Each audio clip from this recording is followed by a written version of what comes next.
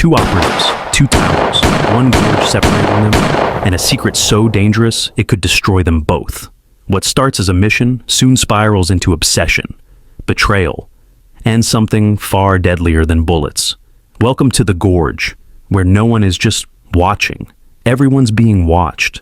Somewhere deep in the woods, a sniper named Driss lies hidden between the trees. She's been waiting here for days, watching, calculating, waiting for the perfect moment. Her target is finally arriving, Driss assembling her rifle. With steady hands and razor-sharp focus, she locks in from a distance most would consider impossible. One shot. Mission complete. But this story isn't just about Driss. There's Levi, a legendary sniper who's been off the grid for 4 years. No missions, no violence, just quiet mornings by the sea, watching the sunrise, trying to leave the past behind. But what happens when the past comes looking for him? Levi's sitting alone, scribbling in a weathered notebook. While the world moves on, Levi writes. His words are raw, personal, but there's no one around to hear them, no one to read the poems he keeps hidden in his old notebook. Phone buzzes on the table. Levi glances at the screen. It's a military summons. Then, everything changes. A call from the past, from a world he thought he left behind. Levi walks through the gates. He arrives at a U.S. military facility in Beirut, where he meets Barso, a sharp, commanding presence with the look of someone who gives orders, not follows them. Barso, in a dimly lit office, staring across the desk at Levi. Barso, in a serious tone, talks to Levi. I know you've been retired for 4 years. I also know what the psychologist wrote in your file, unfit for service. Levi doesn't respond, just listens. But Barso isn't here to talk about the past. She's here because something big is coming and she needs the best. Levi swore he was done. But some missions don't wait for permission. If you enjoyed the recap right here, please hit the subscribe button and give a like. Barso asks him why. All this time, he never appealed the psychologist's evaluation or tried to get a second opinion from another specialist. Levi responds calmly, saying he hasn't had many reasons to return to life as a sniper, but Barso isn't done. She tells him there's a new mission, one that requires someone with his exact skill set, a highly specialized operation where he'll be spending a long period without any human interaction. And that, she says, might actually suit him. She knows he's not married, not in a relationship, and doesn't have anyone close in his life. Transferring to Lithuania, where Driss visits her father, who's sitting silently in front of her mother's grave. They speak softly, a moment of rare emotion in both their lives. She tells her father that she feels a deep sense of guilt over the last assassination she carried out. But her father responds firmly. He reminds her that the man she killed was a war criminal, and she shouldn't feel any guilt for taking his life. Then, Driss reveals that she's been assigned a new mission by Russian intelligence. She tells him she'll be traveling soon, and will likely be gone for a long time. Even though she doesn't know all the details, she's already agreed to it. That's when her father opens up. He tells her that the doctor recently informed him he's sick, and doesn't have much time left. But he says he's not afraid of death. In fact, he welcomes it, because he believes it will finally bring him peace. Then he looks at her, calmly, and gives her his blessing. He tells her to go, take the mission, and not to be sad when the time comes, because he'll be buried right beside her mother, and that's where he wants to be.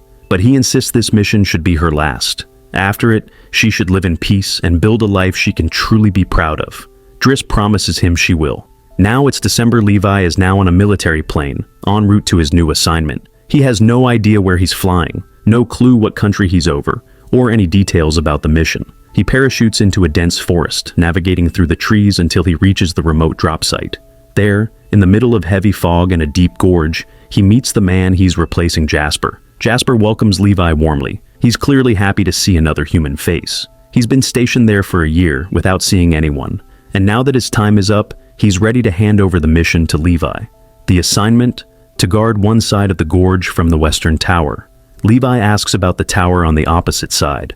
Jasper explains that there's another person stationed there, someone from Russia, assigned to watch the eastern tower. But there's one strict rule. Under no circumstances is Levi allowed to communicate with them in any way. He also reveals that the ravine is lined with landmines and equipped with a highly advanced security system, designed to ensure that nothing comes out of the gorge. Jasper gives Levi instructions, telling him to stay in the western tower and monitor the ravine. As they walk through the tower, Levi notices photos of military officers from World War II.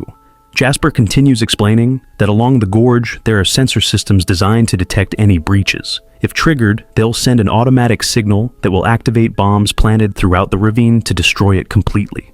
Jasper warns Levi to protect the sensors, and if he hears the alarm, it means a massive explosion will follow. Levi is surprised by the scale of preparations and the weapons arsenal in the gorge. He asks Jasper about the exact nature of his mission, whether it's to stop outsiders from entering the gorge. Jasper clarifies that Levi's mission is to prevent anything inside the gorge from escaping. Levi doesn't fully understand, but Jasper explains that strange creatures exist within the gorge, referred to as gorge creatures. No one knows if they are animals or extraterrestrial beings. Jasper tells Levi that in the late 1940s, the US Army sent entire battalions into the gorge, each battalion consisting of 2,400 soldiers. Unfortunately, none of them ever returned, and no one knows what happened to them to this day. After that, the US Army and the Russian Army cooperated and decided to secure the gorge from both sides, preventing any creatures inside from escaping. Levi, of course, doesn't believe the story. He thinks it's just a myth told among the guards of the tower, a tale full of holes and illogical details. But regardless, this is his new mission, and he'll carry it out. Afterward, they say their goodbyes. Jasper leaves the area, happy that his mission is finally over. Levi settles into the tower, prepares some food, and eats alone. Afterward, he writes a poem in his notebook. Meanwhile, Jasper reaches the location where the helicopter will pick him up and take him back to his homeland. The helicopter lowers a rope, and Jasper is pulled up. He's excited to be heading home, but the surprise comes as the man asks him about his secret code. Jasper answered to receive a shot while ascending and falls from the helicopter. They inform Barso that Jasper has been eliminated. It's here that we learn Barso is the one who eliminates the guards after they complete their mission, ensuring they never reveal what they saw inside the gorge. This keeps the gorge's secret safe forever. Now, it's October. Levi, in his tower, descends every 30 days to check the surveillance system in the gorge and ensure that the automated machine guns are functioning properly. Afterward, he sends a radio message confirming that everything is fine. We notice that Levi feels a sense of loneliness and emptiness while in the tower. One day, he looks at a bookshelf and decides to take a book. However, as he moves the shelf, he notices strange writings on the wall behind it. The more he moves the shelf, the more writings he finds, left by previous guards who have watched the tower over the years. Levi reads a sentence written by a poet named Eliot, which says, "The people who take risks and those who push beyond the limits are the ones who can truly discover their own potential." The sentence was written on the wall by a captain named Bradford in 1947. Levi sees his picture. Later, Levi looks through his binoculars to the other side and spots Driss, who is guarding the eastern tower. However, it's clear that neither of them is allowed to communicate with each other. That night, Levi wakes up startled, gripping his rifle, terrified. But he calms down when he realizes it was just the sound of thunder. He looks through his scope again and sees Driss sitting alone on her side of the tower. Both of them are spending their time in isolation. Now, we are in November. We see Driss lighting a candle on a small cake, celebrating her birthday alone. She gets up and looks through her binoculars at Levi, who is sitting and writing in his notebook. She catches his attention and shoots a round of bullets into the air, then writes on her board that today is her birthday.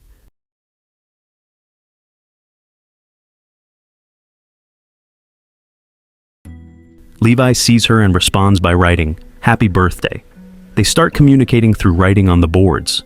Driss asks if Levi is good with dancing.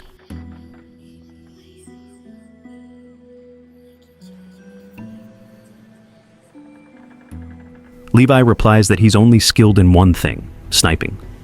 Driss challenges him to hit a target on her side. Levi takes his rifle, aims, and proves that he is a skilled sniper. At that moment, they both hear a strange sound coming from the gorge. Driss asks if Levi sees anything. Levi confirms that he sees the gorge's creatures trying to climb out of the gorge. He opens fire on them, setting off a mine in the process. At the same time, Driss shoots at them with her machine gun to stop them from climbing. After the firing stops, they both pause. Driss looks down at the gorge from her tower, contemplating. She raises her pistol, slips, and falls. She sustains a minor injury, but she treats it herself.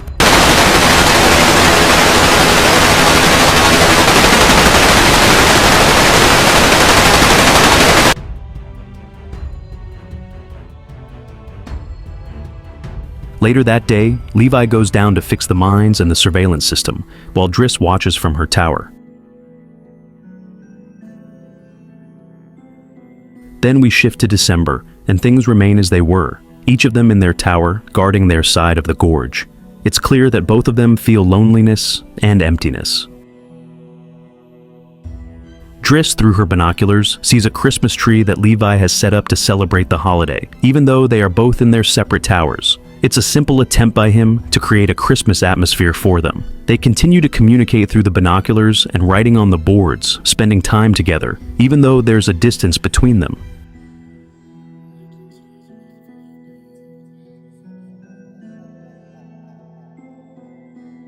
In February, we see Levi waking up startled, and the situation is still the same. Each of them is in their tower, feeling the loneliness. That night, Driss is seen crying as she looks at a picture of her father. At that moment, Levi watches her through his binoculars. He writes on his board and asks if she's okay. She replies that today has been a difficult day for her, and that she wishes he were with her, so she wouldn't feel so alone. Levi hesitates, then looks at the wall and reads the poetic line. Only those who take risks and push beyond limits discover their true potential. Encouraged, he decides to act and writes to Driss. He ties one end of the rope to a grenade launcher and fires it to the other side, where Driss is. Driss sees him doing this through her binoculars. She rushes down from her tower to secure the rope and ties it to a tree. Then, she looks back through the binoculars and finds that Levi has written on his board that he decided to have dinner with her tonight. She's happy, as this means she'll finally break the loneliness she's been feeling. Levi then gets ready to meet her, picks some flowers, and slides down the rope to the other side.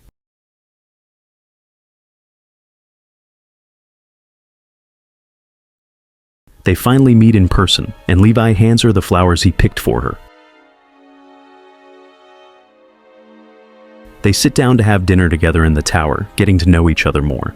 Levi shares stories about his past missions, and they begin discussing the nature of the Gorge they've both been guarding. Levi is curious to discover what the creatures beneath the Gorge are, unlike Driss, who believes some things are better left undiscovered. She recalls her father always telling her that an excessive desire to know the truth leads to sorrow. Levi disagrees with her, saying that, from his life experience, he knows that sorrow comes from hiding the truth. He shares that, ever since the first time he pulled the trigger on his rifle, he has been having nightmares while asleep. That's why he decided to retire 4 years ago, before ultimately changing his mind and accepting this mission. Driss asks him what made him accept the mission, and he tells her that he has no one in his life to live for the safe life. If he hadn't felt so lonely, he wouldn't have changed his decision, and he would have continued his life without danger. Driss understands what he's saying. Later that night, Driss plays a record and they dance together, getting closer and enjoying the moment. Afterward, they sit together, and Levi reveals that he loves writing poetry. He wrote a poem for her, but he won't let her read it now, only after they finish their mission. The next morning, Levi says goodbye to return to his tower and slides down the rope. However, while sliding, the rope is blown up and the end of it snaps. Levi falls into the gorge. Driss is shocked as she watches him fall, grabs her weapons and a rope, and prepares to jump with a parachute into the gorge to rescue him. She lands in a river and navigates through it until she manages to climb out. Meanwhile, Levi is hanging on a tree, unconscious. Strange creatures resembling spiders are approaching him on the tree, but Levi wakes up, shoots at them, and falls from the tree onto the rocks. As he hits the rocks, he feels something wrapping around his leg, like some strange creature beneath him. Levi stretches out his limbs, which are like teeth, and his movement slows down, and he is almost paralyzed. He doesn't know what to do to save himself. At that moment, Driss appears and shoots at the strange creature beneath him. Levi is relieved that she decided to jump after him to save him. Afterward, they move together in the gorge, unsure of the nature of the place, or what they will encounter. They decide to head toward the eastern wall of the gorge to climb it and escape. As they move, they are attacked by the gorge creatures riding horses. They shoot at them, trying to escape and fight back, using the weapons they have. They manage to eliminate the creatures and check if they are safe.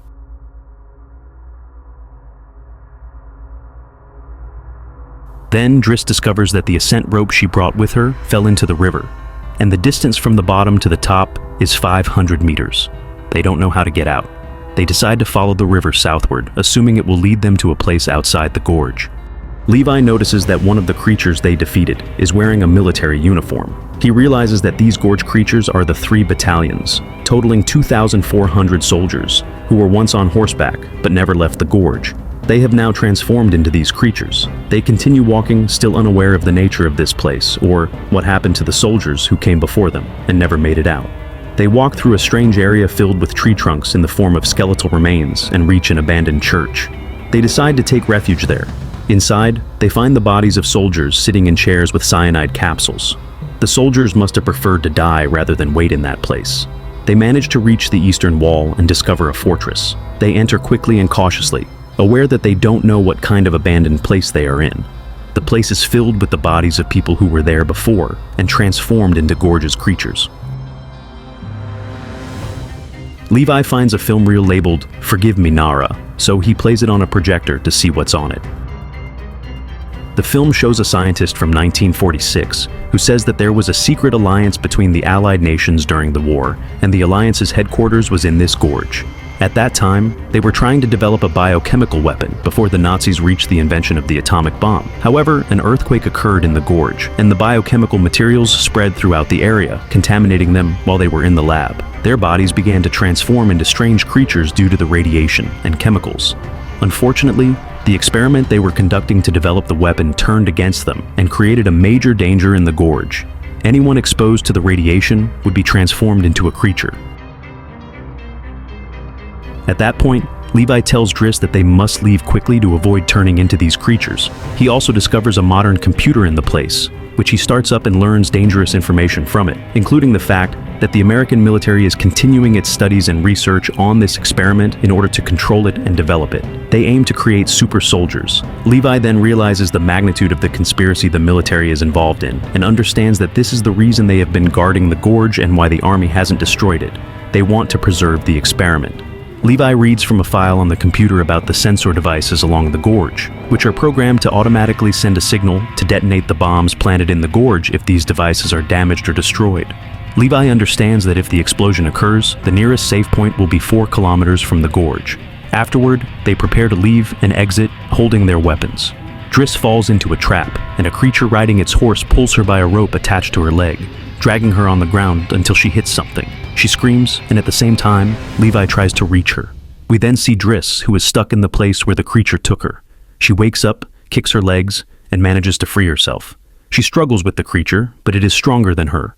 She tries to strike it and kill it by holding a piece of wood, lighting it on fire, and attempting to burn it, but she still can't defeat it. In that moment, Levi appears, having caught up to them at the location. He shoots the creature, and they hug each other. Levi reassures her that she is okay, and he sees the name on the creature he defeated, which is Captain Bradford, who had been guarding the tower in 1947. He is the same person who wrote the poetic line on the wall. After that, Levi takes Driss with him to the storage area in the place, and they decide to drive a jeep and head to the eastern wall. He ties the rope that Levi had been using before, which had snapped.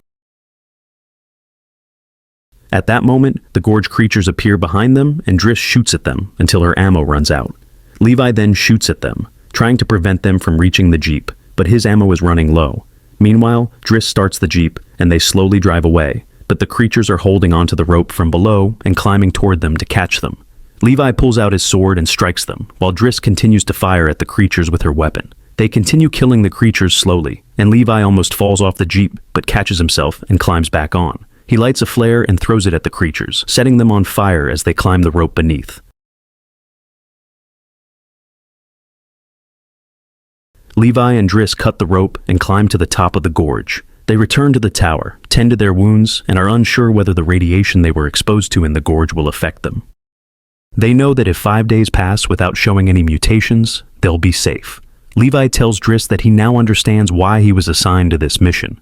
It's because he had no one in his life, and no one would care if he disappeared. But after meeting her, he's no longer alone, and he has a reason to live. Driss suggests they escape together and go to a place in France where they can live in peace. Levi says they must first wait for the 5 days to pass, so they can be sure they're safe. Then, he will destroy the gorge to stop the horrific experiment.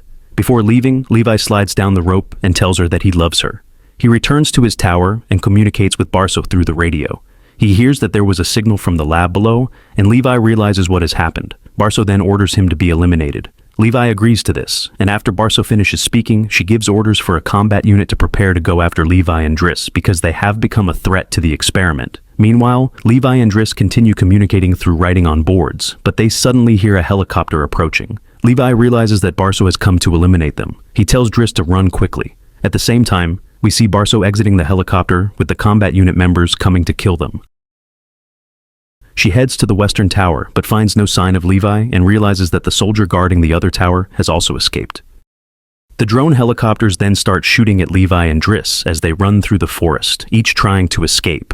They must get more than 4 kilometers away from the gorge because Levi has decided to destroy the sensor devices to cause the big explosion in the ravine. The drones fire at Levi, but he avoids their shots and shoots back at them.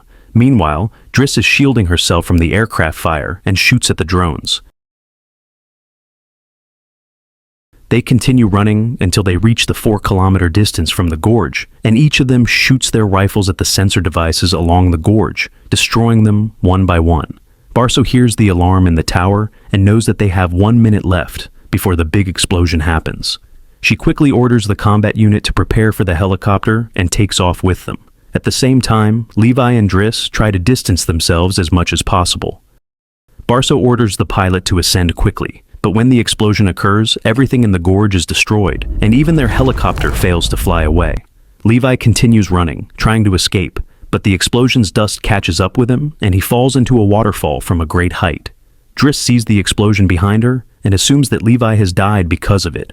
We then see her, alone, waiting for the 5 days to pass so she can be sure that no radiation has affected her. She finds a message in her clothes that Levi had left for her without her knowing. The message says that if he doesn't return after the 5 days as they agreed, she should open the message and read it, ideally at sunset. Driss waits for the 5 days to pass, and when she is safe, she travels to France to the place Levi had mentioned before. She waits for sunset to open the message and finds the poem Levi had written for her. She reads it, deeply affected. In April, we see Driss working in a restaurant, serving customers. She is living a simple, safe life, when suddenly she reacts to seeing Levi sitting at a table, writing her a note on a napkin, saying he decided to have dinner with her today. Driss is overjoyed that he survived the explosion and says he took too long to come back. He explains that he was injured and needed time to settle things and make sure no one was watching him. Driss tells him that she has a job for him at the restaurant and she will give it to him on the condition that he writes her a new poem. They get closer, both happy, and the movie ends. If you enjoyed the recap, please don't forget to subscribe. See you in the next summary.